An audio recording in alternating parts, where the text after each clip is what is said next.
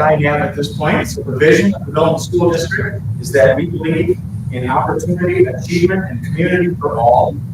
And our mission statement to support that is that the school district of Milton, in partnership with our community, prepare our students for achievement and lifetime readiness by providing opportunities for all. And on that, we'll call to order the Board of Education for Monday, April 28th. Please join me in the pledge of allegiance. I pledge allegiance to the flag of the United States of America and to the republic for which it stands, one nation, under God, indivisible, with liberty and justice for all. All right, Richard, are you aware of anything we need to address on the agenda? There's no change to the agenda, but I just want to note there's a severe weather risk. So, and I wanted to let folks know that from the audience and on board, if the sirens go off, our spot here at district office is in the kitchen, the Mecca's kitchen, which is just out the door on the other side. By all means, if someone hears them, and I don't, let me know, and we will get an immediate recess and kind of survey the situation, and we'll figure out what we're doing. But if we hear them and I don't, please say something. All righty, on that note, we have an agenda we need to approve. Make a motion to approve the agenda. Second. Thank you. Chris, motion second by Tracy to approve the agenda. Questions on it? And then all in favor, please say aye. Aye. Opposed?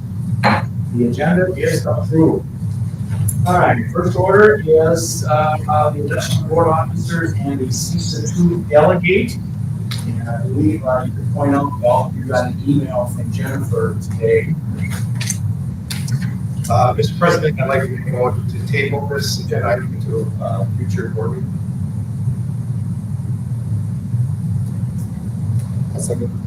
Thank you. That motion is moved and seconded by Rick and Ed to table on the election until future board meeting. For clarity here, I will explain the time frame that we have to operate in. Statutorily, we have to reorganize the board in 30 days of the fourth Monday in April, which is today. So we have till the 28th of May. So tabling tonight gives us an opportunity for both of the May meetings. If in fact that presents a challenge, we can also do a special meeting if that would be necessary. So those are the options we got if in fact we table our election. Just so folks are clear. Move by second. I just wanted clarity. What happens if somebody else can't make it? We do that. In fairness, I think the spirit of what we're doing is just trying to make sure all is done here. So, so I guess my assumption would be that if folks let us know ahead of time, we certainly would accommodate. And if we bump up against that second meeting, hey, that's actually the day before the deadline. I would be very nervous trying to do that. So I think if we got close to that, if we go past the 12th of May's meeting, I will be lobbying for a special meeting that we could pick the date, right? I agree. I just wanted that into our motion. Well, I don't think it needs to be. If we table tonight, it automatically comes back to our agenda for the meeting on the 12th. This was our first board meeting in May. If folks aren't able to make that, please let us know, right? I mean, we'll accommodate it. So I just make sure if somebody can't make it on the next board meeting, we're going to actually try to make sure everybody's here. Yeah, like I said, my preference would be a special meeting because to wait till the 27th, then totally agree. And an unexpected illness could really cancel this. I just don't want to be in a situation where this person got told that person did. Agreed. That's all I'm looking for. Is Yeah. Yeah. It would be unfortunate when another way from somebody else. Yeah. I just don't want to get up against the deadline. Well, I would support that. So. I have a question. Yes. So what precedent are we setting that we're in theory not required or, because, and again, we're acting history. In 2022, we had 6 presidents, and I was actually the one not here, looking at the minutes, and 2 of the people here this evening, as well as Jen, were all elected to positions.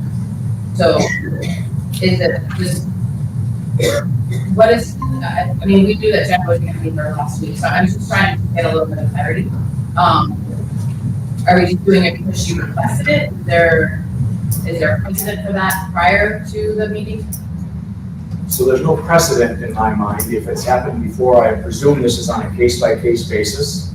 So I think each of you have to weigh how you feel on that, and, I guess we're all gonna come to that decision, individually, right, of what you think about this. So I wouldn't consider it a precedent.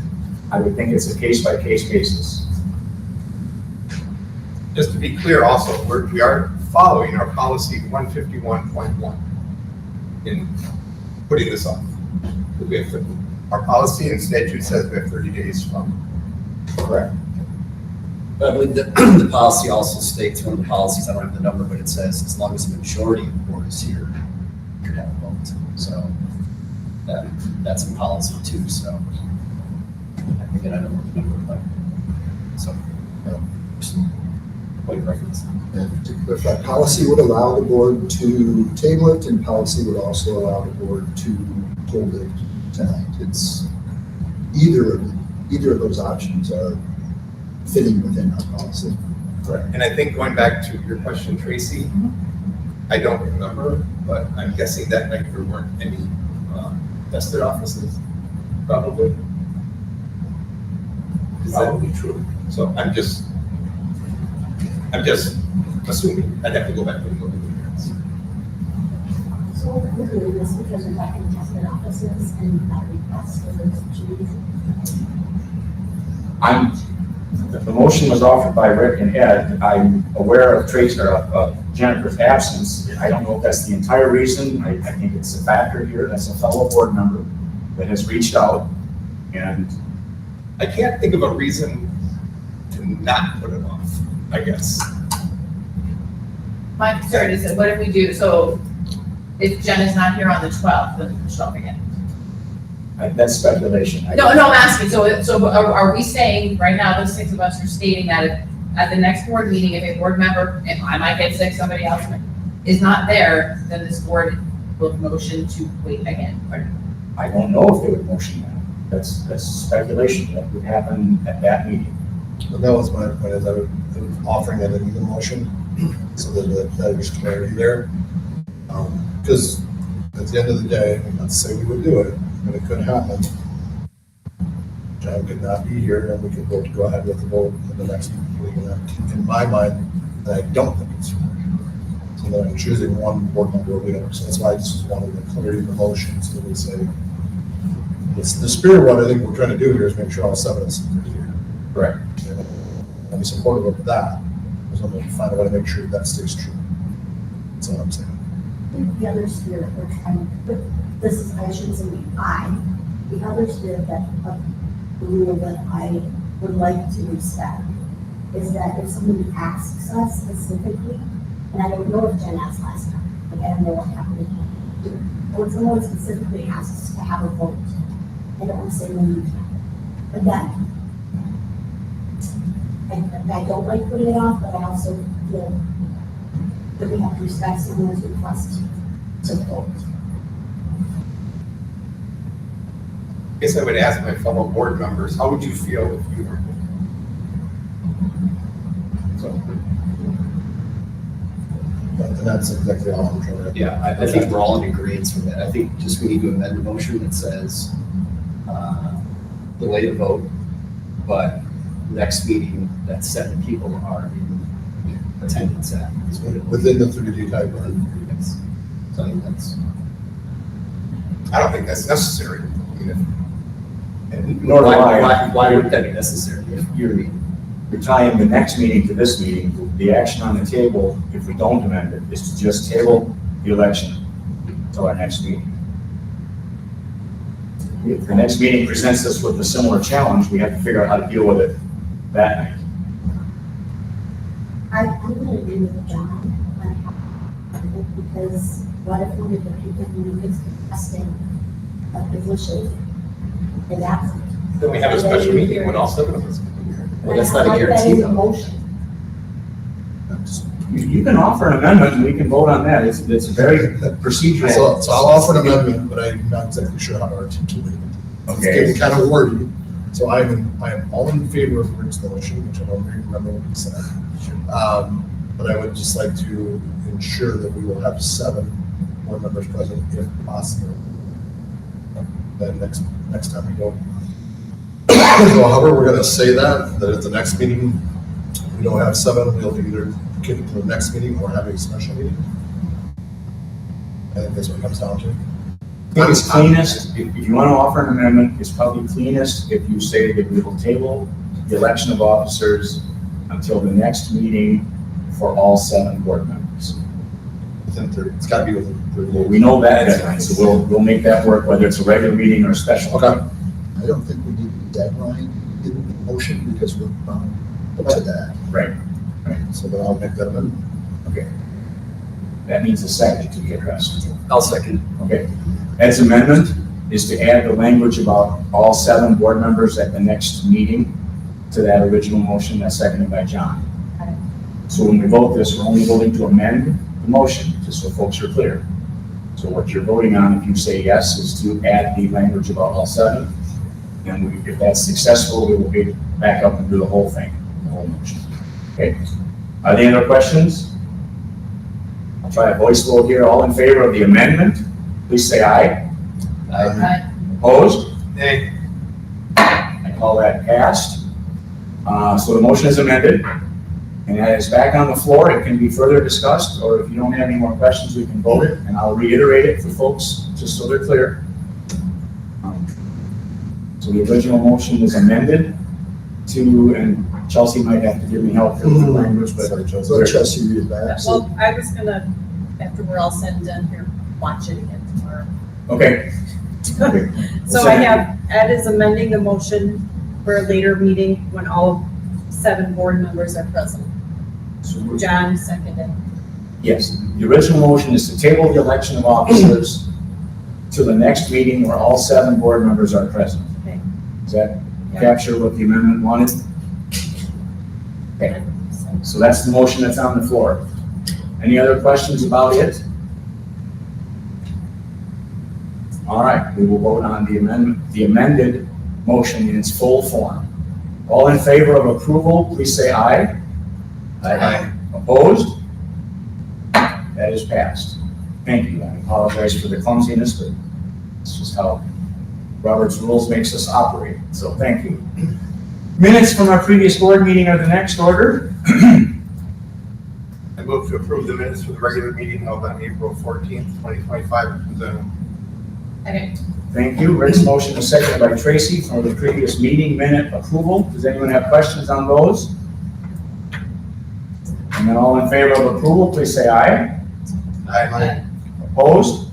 That is passed. Vouchers are letter F. I move to approve general checking account vouchers totaling $1,106,525.66 as presented. I'll second that. John's motion seconded by Rick to approve checking account vouchers in the amount he just enumerated and appears on the screen up there. Does anyone have questions on the vouchers? And then all in favor of approval, please say aye. Aye. Opposed? That clearly passes. And one of the highlights of our meetings, obviously, is hearing from our eagerly anticipated students. Max, are you going to share with us? Welcome. I welcome it. So. All right, so we're winding down for the school year. Does get to that part where everyone's getting kind of tired. Oh, come on. I guess we can push through. We can push through. We'll get there. Our big thing right now, though, is we're setting a good foundation for the next school year, the next student council. Forms were sent out to students today to vote for who there's going to represent their class on the student council for the next school year. And then we will elect our class officers and our student council's executive officers in mid-May.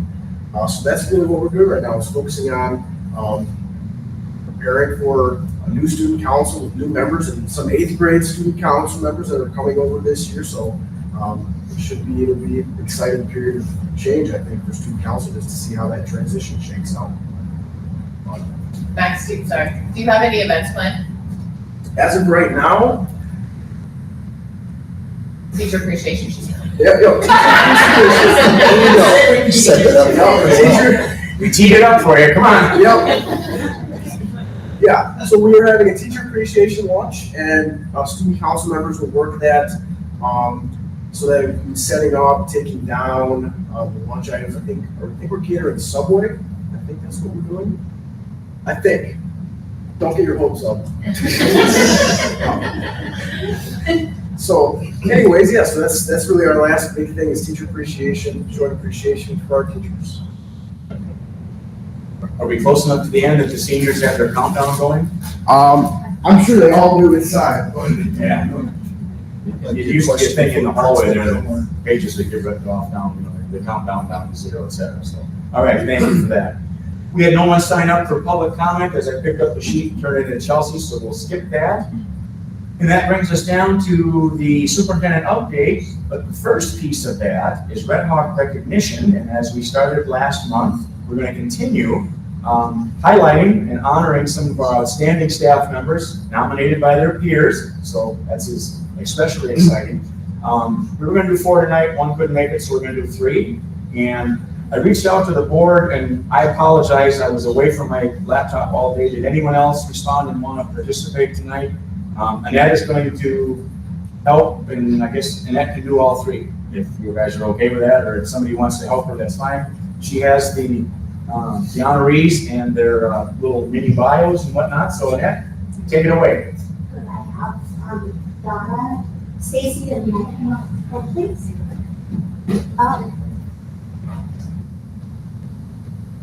I'm gonna stand where you stood You last go right time and ahead. hope it was You- the right spot. Yep, the camera will hit you, and you're right where you need to be. Okay. So, in recognition of your outstanding service for our students, families, and our community, for which we are very thankful, but I'm also gonna read what was said about you and why you were here. So Donna, I have been in the district, and this is from Beth Miller Swanson, who says, I've been in the district for the last 4 months as a long-term speech language pathologist substitute and have felt so welcomed by the entire Milton East Consolidated staff, as well as the district SLP team.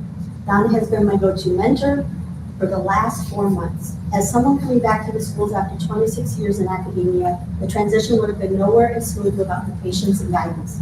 She works tirelessly, including nights and weekends, to promote best practices, intervention for her students, and on top of that, for the last 4 months, has contributed to making my time in the district as successful and, in all caps, enjoyable as possible.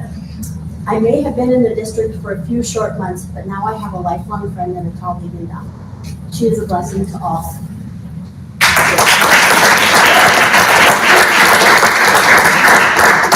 And next we have Stacy.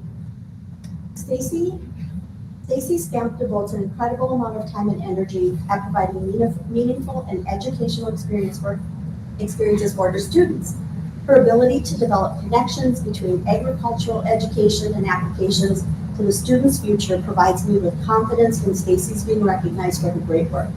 I have observed the amazing experiences that Stacy creates for her students, both in and out of the school day, and it is important that she knows that her efforts never go unnoticed, and that is from Abigail. And I don't have to say both. Thank you. Thank you so much.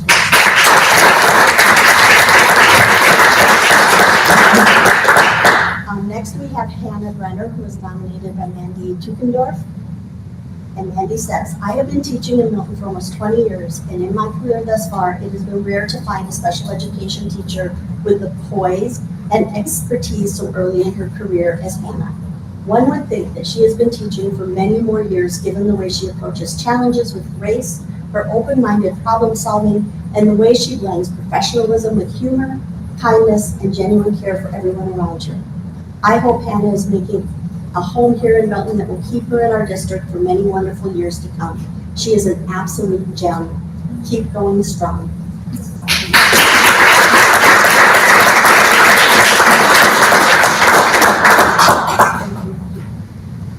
Here, you want to get a picture?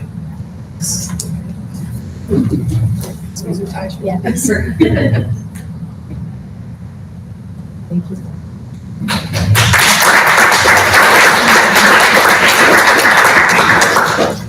Thank you, Annette. Rich, your half. Yeah, it's the second board meeting of the month, so our administrators are gonna come and give an update on things that have been happening across each of their schools. Good evening. At the elementary schools, we are, like all schools, at that point where we're working really hard to finish the school year strong. We're in the middle of our end of the year assessments, and we'll be looking at that data to kind of help us guide planning for the future, to reflect on how effective our universal curriculum was and how impactful the changes we put in with interventions were with students. So a lot of assessing and reflecting on assessment data this time of year. And we're also equally excited and nervous and all those things about the planning for the year ahead. So all of our elementaries experience different change, whether it's people retiring or people shifting positions, sections, schedules. So all of our schools are working collaboratively. We have guiding coalitions, which are teacher leaders and staff representatives who come together to work through the changes that we're facing, because change is nerve-wracking, but it's also amazing. And we have great staff and teachers in Milton that are helping to help us plan to make it a great year next year. So kind of a lot of things going on all at once. And we're also excited, like the student council, about celebrating our staff. So each of the schools have different things planned with our parent groups to make Staff Appreciation Week a really special week. So we're excited about that coming up around the corner. All right, at Northside, to quote Max, we are ready to push through, right, to get to the end. This week we have fourth grade music concerts. Last week we welcomed Opera for the Young at Northside for our fourth and fifth graders. The Do Good Wisconsin people showed up to give us our trophy. And thanks to the community with help on that, we have the most amount of cereal boxes. Staff appreciation coming up this next week. And then we have the Best Day Ever plan, which is a fundraising event to put money towards new equipment. We already have phase 1 coming, but this is a fundraiser for phase 2. So same things. Kramer, do you guys still have Market Day? Yes. When is that? Here, let me just rewind here. We also have 6th grade Market Day coming up, but I don't know the date, but right here. Phone a friend. Anna, when is Market Day? May 16th and May 30th. Thank you. Look forward to seeing you there, Mr. Beamer. So I get a booth? No, she's gotta get to the free little classes. It's one of my favorite times to go. Thank you. All right, at the middle school, we recently had our first overnight trips in probably 2 decades. So we sent a group of students on a jazz band trip for a weekend in Eau Claire. And then we sent 32 students to our DC trip, and both were very successful. Lots of excitement about making each of those an annual event. So we're really excited about that. Just like my colleagues, we're in the thick of Wisconsin Forward and iReady testing, and our kids are doing a really great job, and our staff's doing a really good job keeping kids engaged, even though the testing season can be really long. Our web leaders hosted a Giving Back fundraiser where they had themed baskets that students could buy tickets for a quarter each, and all profits of those tickets went to charities of the choice. So there were 3 separate charities that the students have selected. I didn't hear that grand total. It wrapped up last Friday, but kids were buying many, many tickets at one time at a quarter each. Our students are working on a mini version of the ACP, the big process that the high school is doing. So within their advisories, they're doing a smaller version to present to their peers. And then finally, tomorrow, our 8th graders are getting their Class of t-shirts, which is a tradition our parent group started a few years ago, where every student gets a t-shirt complement of our parent group with all of the names of the students on the back. The bonus this year is that when we have our end of the year picnic, any student who wears their shirt can enter to win a gift card. Right, so and then at the high school, obviously lots going on. As Karen just mentioned, we last week had our academic and career planning presentation. So we've now had over 260 seniors that have successfully shared what their plans are in the future. It's always a highlight. I thank all those community members, board members, administration, staff who listen to those. Those are always a highlight. Prom was successful this last week. We moved it to Glen Erin. It was a wonderful night this past Sunday with the state solo ensemble contest. We had 23 different solos and ensembles that performed at the state level this last week, which is an all-time high, which is awesome. That number just continues to grow. AP testing is right around the corner. The students look very calm and cool and are all ready for their AP test coming up. Now we have 233 middle high school students who take a total of 333 exams starting next week and for a 2-week period. That's the national AP testing window. The play is coming up this Friday, Saturday, and Sunday, 7 p.m. Friday, 7 p.m. Saturday, and a 2 p.m. matinee. James the Giant Peach students will be performing. And then you may have saw in the news, this last Friday was the state WIAA convention. Jeff Spivak represents Milton High School there. There are a couple items of note that were the association voted on. You may have read about. One of them was it was it's unlimited coach contact hours during the summer. That is something that has been, you can see this one coming a long line because those windows have gotten bigger and bigger. They have opened that up. We really do feel that that's probably going to be a positive. In many cases, students are able to get coaching, private coaching throughout the summer. This now allows students to have contact with our coaches. During the summer, those that might not have that opportunity for training during the summer now will actually have access to our coaches. Jeff Spivak is working with his staff right now on how to do that in a healthy way, and also helping be competitive. And the other one, which is the other big one, is name, image, license, was passed for high school students. We are now, I think, the 41st or the 42nd state to pass language similar to what was on there. I'll be honest, we actually we voted against it. However, it passed overwhelmingly. And as we start to learn more about it, our efforts now are to know it well and to be communicating with our students and our parents and community about what all entails with it.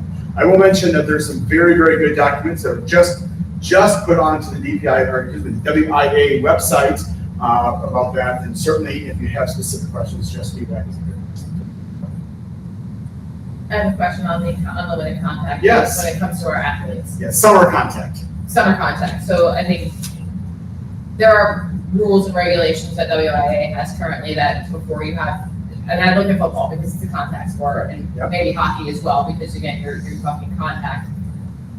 Is the district going to ensure the safety of our athletes? I know we want to compete, but at the same time, you throw your football players out for unlimited summer contact, you're risking danger. 100%, and by the end of May, WIA will be coming out with recommendations. Their safety and medical safety committee that WIA has, they'll be putting out recommendations with regards to that. But certainly, our staff, Jeremy Clausen, sports medicine, we will be continuing to make sure that's safe. That's been discussed, and there will be guidance coming out from WIA specifically to that coming out before the end of May. So when you say contact, not necessarily physical. Not physical contact, the coaches are allowed to be coaching their athletes. So does it not change the physical contact requirements? Yeah, and that's a good point. I never thought about this. When we say contact, that's the connection that the coaches can actually see face to face. No, the football, those rules have not changed. I'm aware of. There were still the number of days that they can be in full pads during the summer, but those rules have not changed that I'm aware of. But what was changed on Friday was the contact that coaches can have with their athletes in the summer, not the physical contact. Sorry. Fair enough. Okay, so I just want to make sure that lens is make sure that that's, because again, when you think contact, it's when the coaches, yes, agreed, it's when the coaches are there. But again, it can be also manipulated. The captain could be there and say, well, you're wearing pads. The coaches didn't say you had to, but the coaches. We want to make sure we're protecting our athletes. With regard specifically to football, there's always been a number of days that must be no pads before they start practice. And again, WIA is coming up with specific guidance, and then no football is on that. Just one other thing that I want to add, the Wisconsin Department of Justice has offered digital mapping grants to school districts, and we were awarded a $50,000 grant to conduct digital mapping of all of our schools to be used in case of emergency in partnership with our local law enforcement. So congratulations to Hewitt Cleva and other folks in our district who worked on that grant, and we'll be now working on utilizing those grant funds to help make our schools even safer for our students and staff. And that's not something we were able to do before this, Rich? It's been available. We were just received the grant. That will- Oh, we would have had to pay the Last full week. cost of it, right? Right, yeah. So I'll just add one little thing. I was fortunate to spend a little time in Milton East and had a really great experience. Just want to highlight the experience. There's amazing things happening all over the district, all those, but I was only in East, so I couldn't celebrate that. I got to sit on the library and watch an AI and augmented reality class, which was amazing. It just reinforced how much students these days are digital natives. And they're growing up with this technology. And then Ms. Wilcox in the library did a great job of blending, ethical and learning at the same time. And then secondly, I got to sit in for a few minutes on a music class as they prepare for your spring concert. And you have not lived until you have heard Eye of the Tiger in recorded. So I'm just saying, I'm not saying that, I'm not trying to sell out your show on, but it might be a hot ticket if you want to go see the East concerts. Good stuff happening over there. One thing I might prompt Rich just a minute here, I'll tee it up a little bit. Rich went to the state superintendent conference a week ago and shared with me some anecdotal bites, I guess, if you will, about the real positive image that Milton portrays. I didn't know if you could speak to that just a little bit. Yeah, I was on Thursday and Friday of last week. It was in Madison, and a lot of sessions on a wide variety of topics, but I was really pleased, just in informal conversations with folks, mentioning how strong our perception is among other school districts across the state. So I think it's a testament to the great work that our staff are doing, community involvement. We just got back our parent survey results and recently got our staff survey results, and we'll be bringing those to the board. But those are really, really strong for both our staff and our families. Feel great about the service that we provide for our students across the district. Anything else for Rich? All right, Rick, we'll tee up you, HR committee. Okay, thank you. HR committee met last week on April 21st. First item on the agenda is update on 2025-26 preliminary enrollment and certified staffing. As stated at the last board meeting, it appears that enrollment numbers for the upcoming school year are projected to be very similar to this school year's. Thus, the staffing levels for the upcoming school year are also projected to be stable. However, since the last meeting, the kindergarten numbers for the fall have continued to increase, and as is often the case with kindergarten, registrations will likely continue to increase during the summer months. Because of this, administration is recommending that there be one additional section of kindergarten added to Harmony for the upcoming school year. The cost of this additional staff will be built into Ross's budget planning for the upcoming year. This is just an FYI for the board. This is no action to be taken tonight. Any questions on that or comments? So that increases our FTE, our staff count by 1.0. Anything on that, Chris? No, that. Next item is the 2025-26 negotiations between the Board of Education and the Milton Education Association. On April 14th, the HR committee and district administration team entered into collective bargaining with the Milton Education Association. The outcome of this meeting was the committee's acceptance of the MEA's offer of a 2.95% increase to the base wage. This is the maximum amount allowed this year by the Wisconsin Employment Relations Commission. This increase of 2.95% translates to an increase of $1,441, making our new base wage $50,257. The committee feels that this increase will help us to continue, recruit, and retain a quality teaching staff while continuing to have a balanced budget and be fiscally responsible. The committee would like to thank the MEA for a constructive and professional negotiating session. This is an action item. I'll make a motion to ratify the 2025-2026 collective bargaining agreement with the Milton Education Association, which reflects a base wage increase of 2.95%. I'll second that. Thank you. Tracy's motion is seconded by Rick, as you just heard her roll out there. Does anyone have questions on the motion? I see none. All in favor of approval, please signify with aye. Aye. Opposed? I call that clearly passed. Anything else from That's the it for HR HR. world? Alrighty. I'll have Chris? signatures that I'll gather from everybody later on. Yep, all right, thank you. All right, that's it for committees, that takes us to miscellaneous. A is our staffing report. And that is an updated version as well as the original, if folks have not seen that. I'll move to approve the staffing report as presented. I'll second. John's motion is seconded by Annette to approve staffing as you see it, and the updated version. Questions? All in favor of approval, please say aye. Aye. Opposed? That clearly passes. Gifts and donations, please bring that up, it is significant. I'll make a motion to approve the gifts and donations. Second. Rick's motion is seconded by John to approve our gifts and donations, which bears incredible gratitude from our entire community and our board and administrators there. We are able to do some really, really unique things because of the support we receive. That's You know, it just shocks me how much they cost, but also for our kids. what folks can come up with, yeah, just, I said to me, my daughter was a high school senior when they got the last time. So when I read this, I'm like, that can't be right, that can't be that old. But they are. apparently they buy good quality uniforms because they last a while. Yeah. The band parents did a great job of fundraising, and a ton of community members either made direct donations or took part in different fundraising activities. So it's a wonderful partnership that we have with our band parents, and we're really pleased with all of our donations. Every board meeting, our community is extremely supportive of our schools. We're gonna play on it, it's like two days, different way to get that playground. Good stuff. All in favor of approval of the gifts and donations, please say aye. Aye. Opposed? Thank you. Meeting dates. What do you know, Rich? Couple upcoming meeting dates. Tomorrow evening, we have a board roles and responsibilities at 6:30 p.m. here in the PDC.